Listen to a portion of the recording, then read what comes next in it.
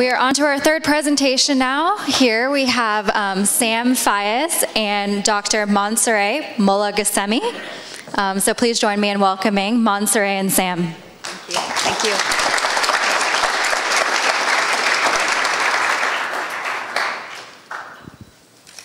All right. Good evening. I'm Mansoure Molagasemi, and this is Sam Fayez. We're the co-founders of FleetZoo. Thank you for this great opportunity. Let me start by telling you what FleetZoo does and what important problem it solves. FleetZoo is a planning and optimization platform for field operations. So think of a fleet operator that has a number of vehicles, and on a daily basis, they have to deliver a goods or a service. And their number one problem every morning is, how do I smartly assign these jobs to the drivers so I can reduce my miles, save on gas, realize the most productivity, and improve my bottom line? Let me tell you, this is a very, very complex problem. To give you how complex it is, if they just have 10 jobs, they have 3.6 million alternatives to work through in their head. And when those number of jobs goes to 11, that jumps up to 39.6 million alternatives. You get the picture how complex this problem is. And this is a problem faced by many, many companies. In fact, in the US alone, there are 1.5 million fleet operators. 97% of them operate 20 vehicles or less, totaling 20 million vehicles. So you may be thinking, well, obviously they're operating. How are they doing it? Not too well. They do manual operations, paper and pencil. If they're a little bit more sophisticated, they may use Excel or they may open Google Maps. How long is it going to take me to get from point A to point B? They use basic technology to communicate with their workforce. They pick up the phone and call them, or they text them for their next job. And they're very slow reacting to how the day unfolds, to events that happen. Somebody calls in sick, or there's a congestion or accident that somebody cannot get to their jobs. So as a result, they have poor productivity. They don't get as many jobs as their workforce capacity allows them. They zigzag around town, wasting gas, contributing to carbon footprint. Their customer service is not very good. We've all experienced this 4-hour wait time, and the reason they do that is because they have to give you wide windows so they can meet it, and they have little to no visibility into their fleet of vehicles. So just about now, I'm sure some of you are thinking, well, there are lots of these tools available on the market. Why don't they go buy one? Well, here's the problem. That's not completely true. First of all, these type of tools are the privilege of the big guys. UPS just spent nearly $1 billion on a planning and optimization platform, much like FleetZoo, for their fleet, and that's their competitive advantage. They're not going to share that with anybody, and that's the case with Amazon and the rest of the big guys that you see. Secondly, in terms of optimization, if you look, a lot of people claim optimization because that's a really cool word.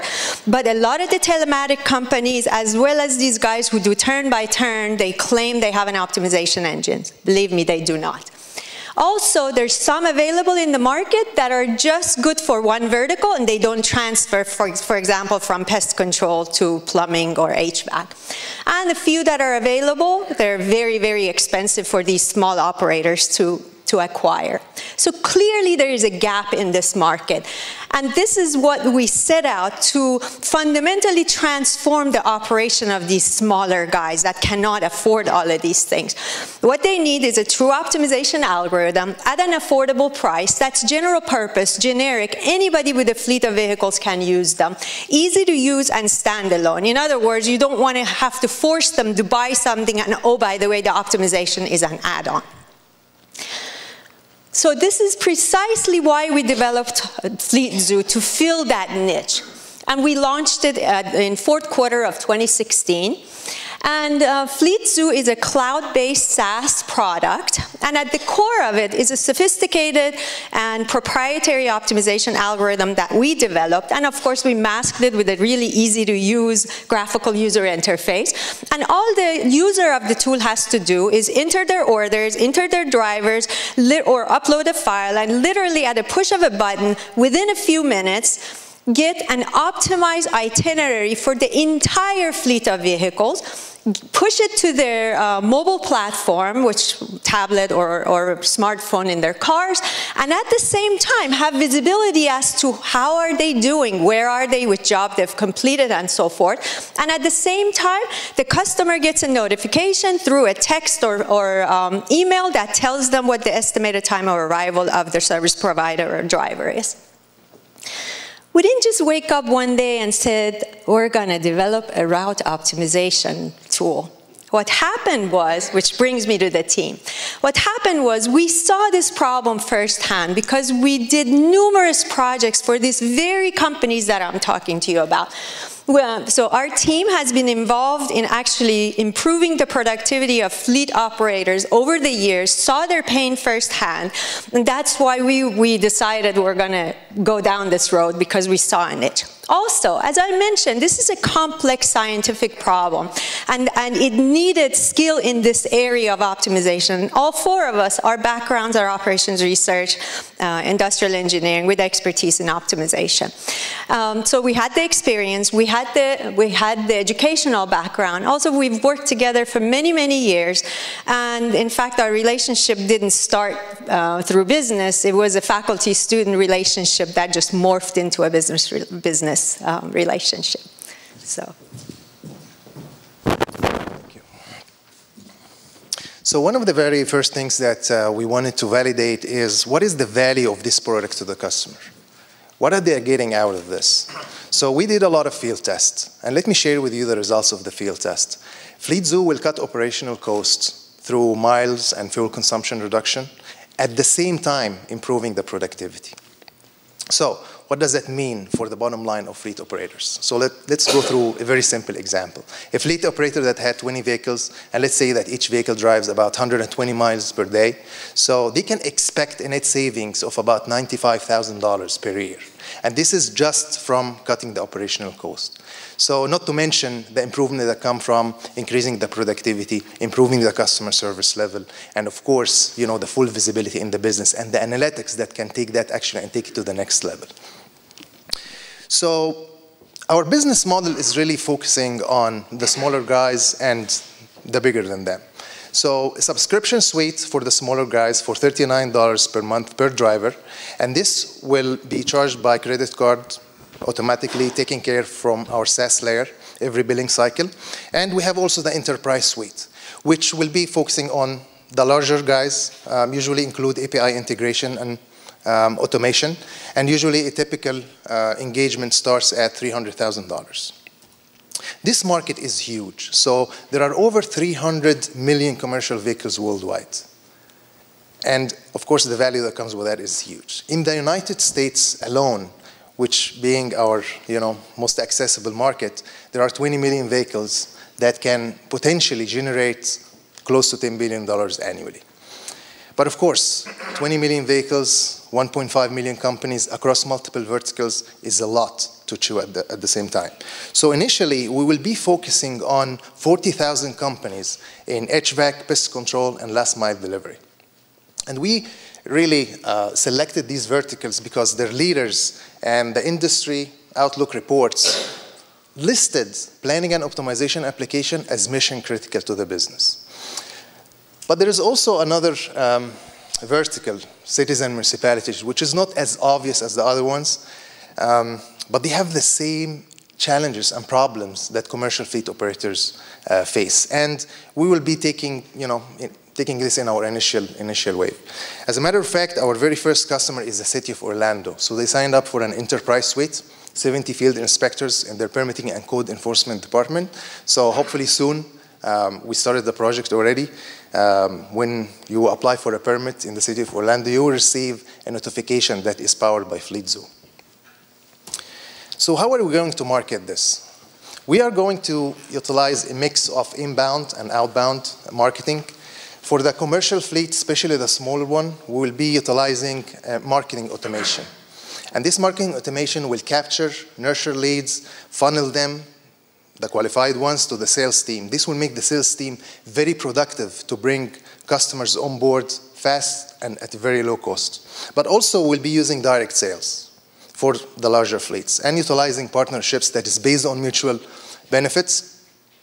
and also, our industry relationships. This is our competition landscape. When we benchmarked our product against competition, we really mark high in terms of value. But there is also something very interesting in this market, which is a lot of our competitors have been acquired by larger corporations and also repositioned from the market, which actually gives us a clue of exit strategy. This is our projection. We expect to be profitable by the second year. And we will use the funds, really directing it towards building the customer base and, further taking the sales and marketing effort to another level. So in conclusion, FleetZoo is a market-ready product that is targeting a market that is large and growing. And we are solving their #1 problem with a solution that is really very simple to use and affordable. At the same time, it's supported by a knowledgeable and passionate team. Thank you very much.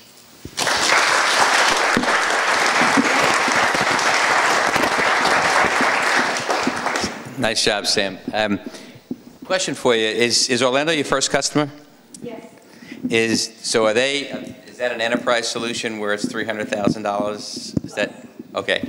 And so what? Primarily, most of that is consulting.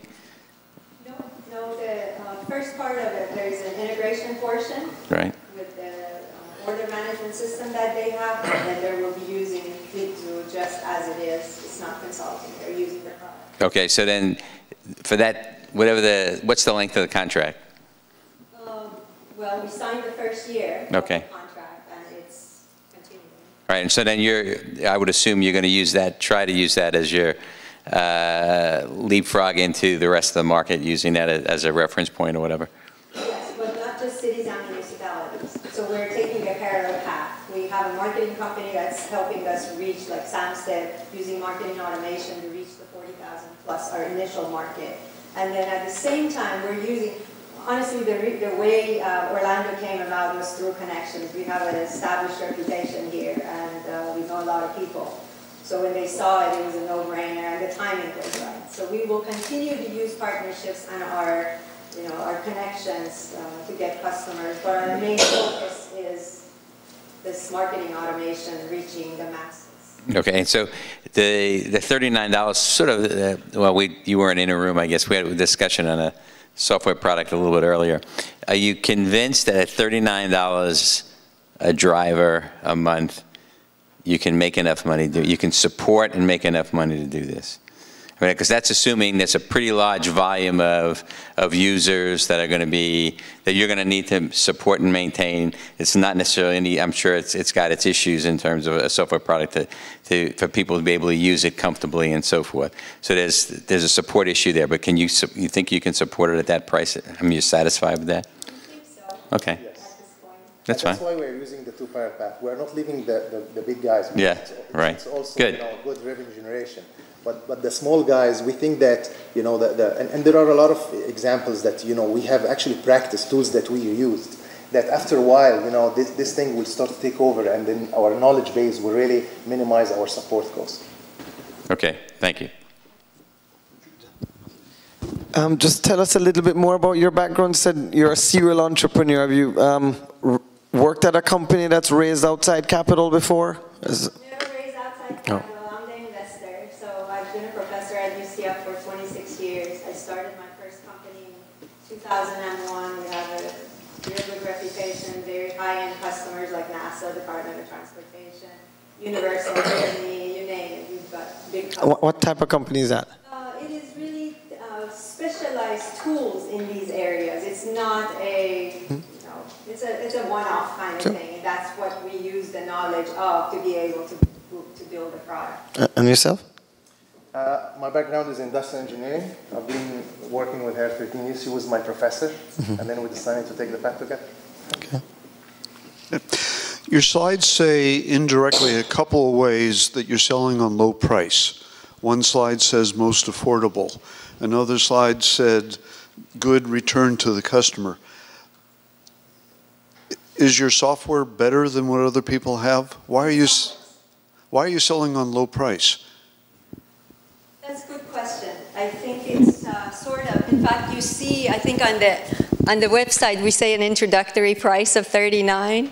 I think it's still on there. We say 59 and we cross it out. So that's something we can probably use help with, but ours is one of the very few at this price point that is an all-in-one. So you may be right, our price may be too low, but we don't know yet. Okay, I would be very careful about selling on low price if you don't have a business model that allows you to be the cheapest operator. Now, another slide says that you're going to have, well, I did some math here. It amounts to 10,000 operational customers at the end of the 5th year. That's what your math numbers work out to. You have to sell 2,000 a year from now to the 5th year to get there. Yeah, and we're talking to one customer right now who has 1,400. Well, that's 10 a day. You have to close 10 new customers a day. That's a huge sales effort. The opportunity may be to charge more and expect to have fewer customers. It may be a more manageable business opportunity. Very good point. We'll let you know in about 3 months when this just to clarify, though, that was drivers, though, right? Not so much cost 10,000. No, the drivers. Right. So each driver pays. Divide the revenue by the no, I understand, but drivers, different. Customers. No, so a customer that has, let's say, 100 drivers, they pay $3,900 per month. But that's one customer with 100 drivers.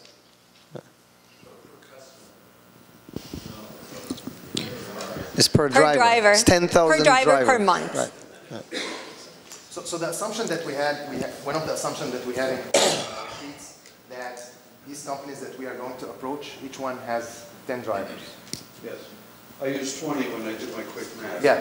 20 drivers, $40, $39 a month. $800. That's 8,000 a year. I took the revenue on the slide divided by about 10 grand a year, yeah. Right, it's 10,000. Yeah. So we are assuming closing 144 or having 144 accounts for the first year, which is 14,000. Of 10 drivers. Second year, we go to 9,600, and then we go up. And then it's a subscription, so the revenue will be accumulating. So how do you plan to get the attention of those customers and sell the product to them? That's a very good question. And, you know, since we started, we ask this question every day. So that's why we are, we have been working with a lot of transportation companies, you know, all the way from drivers, dispatchers, and the owners. And we think that the marketing automation will give us a good starting point. So if we use this as a front end, we get the 40,000 companies connections, and then we start doing marketing automation campaigns. We are building right now actually a workflow of how these funnels will end up. Then we'll start getting the attention through automated webinars and things that really can get all these numbers to start looking at it. Then we'll be funneling, you know, the good ones and the qualified ones. Then our sales team will take the, you know, the good ones and then close the deal. Hopefully, after a certain period of time, when the things will fuel itself and we have the, you know, the good knowledge base and self-sustained, then companies can just go without any salesperson and just sign up for the service. There is also a 14 days trial period. You know, they can use it if they like it or not. And this is these 14 days we are really focusing on. So anyone will sign in, even if it comes through sale, we have to get him on board, make him sure that he's comfortable with the tool and use it. But the thing is that we think it's very simple to use, so they will stay on board. Yeah, just a quick. How many founders of the company? And how did you split up equity? We haven't yet. Okay. We're in that stage. Okay. And so you have a software product that's done. Done. Who built that software? We did. So amongst the 4 founders. And software developers. And software, so you paid the software developers? Yes. Okay. And but software developers aren't founders; they're not part of the equity.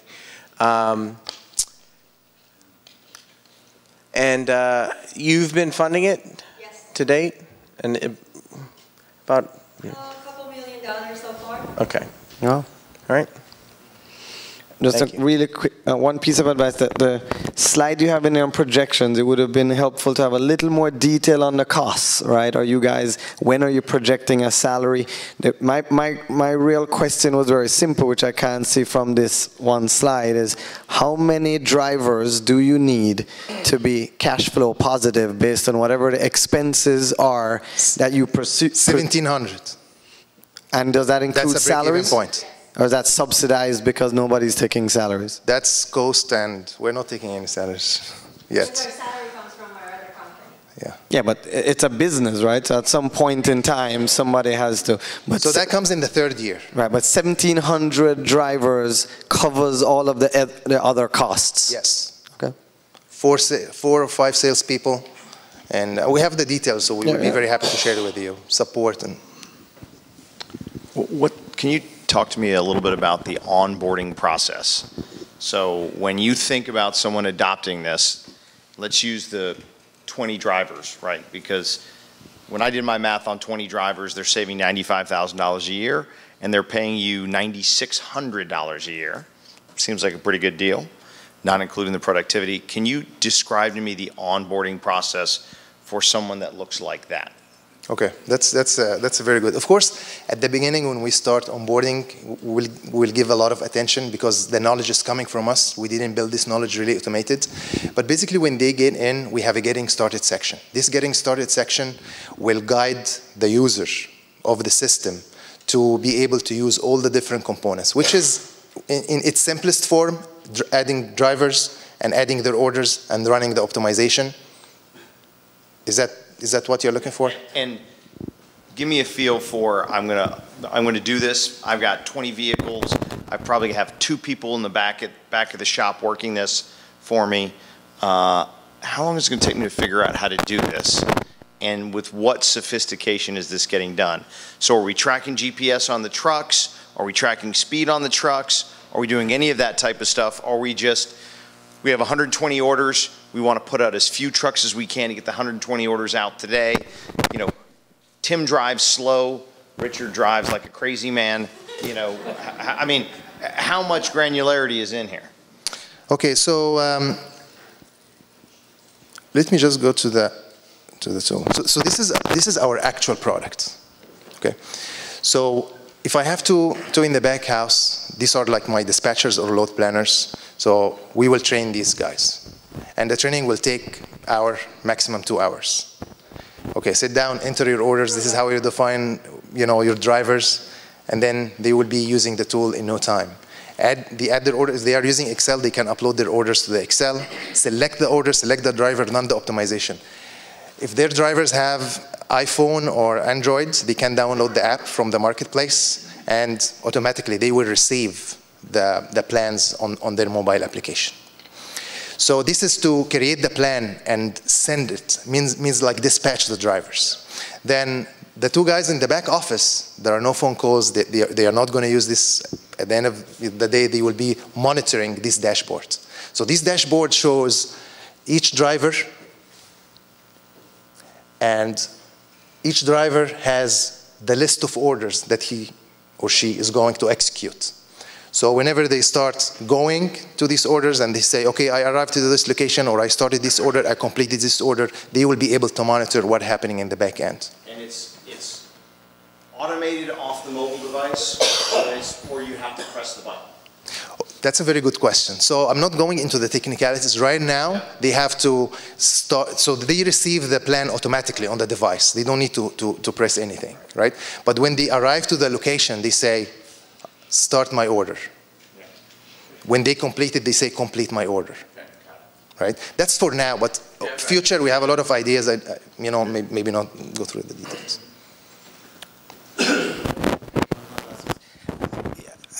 I'm intrigued with the product, and we spend a lot of time looking at asset-based carriers, transportation, logistics firms. I've spent more time on this stuff than I realized. But for companies with a bigger fleet, so I'd be curious to understand not just the competitive slide with who got bought out and what, because that's your exit strategy, but how does your product stack up against the competition, and what a typical owner of a larger fleet, right? Like say you wanted to win a client who has 1,000 trucks, right? They're shipping for Coca-Cola and Pepsi and whatever, and they're managing these fleets.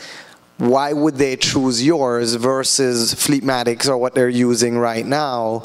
And I just don't know that yet, but I'd be curious to understand your thoughts. So that's perfect. So, I mean, let's focus on the engine, our intellectual property. It's the optimization algorithm. So the optimization algorithm that really required all our experience and all these years of experience and education in order to build something that is really efficient, right? So when we benchmarked just the engine, so put same set of orders, same set of drivers in multiple optimization engines, ours got better, much better, okay? But not let's say much better, but like a company can quantify it. So for the smaller guys, they are using manual operation. They will receive, the benefits like that. Like immediately. And we have tracking. So if you compare us to Fleetmatics, we have tracking. All what they need in tracking is just, okay, I have the breadcrumbs, where they were and so on. So when we start going to a larger fleet, they may not need all this interface. They just need the engine. And we have APIs. So we can get their orders and their drivers, run the optimization, and then send them back the solution. So we don't have really a price yet of how much, but let me tell you under the hood, we are on the cloud, AWS, and we have a very smart architecture on how to really handle, we have like a spawning infrastructure so that our cost is really mostly variable cost, not fixed cost. So I can keep the same service level and my operation cost of the engine is really low. So we can stack up. Actually, you mentioned Coca-Cola, so I don't want to but we compared solutions from existing central dispatch Coca-Cola algorithm to our solution, and we got better results. Their drivers zigzag around town. When we run it, we get better solution and faster. So I mean, it's all about combinations. So it's how fast can you run through the different combinations in order to come up with a solution fast.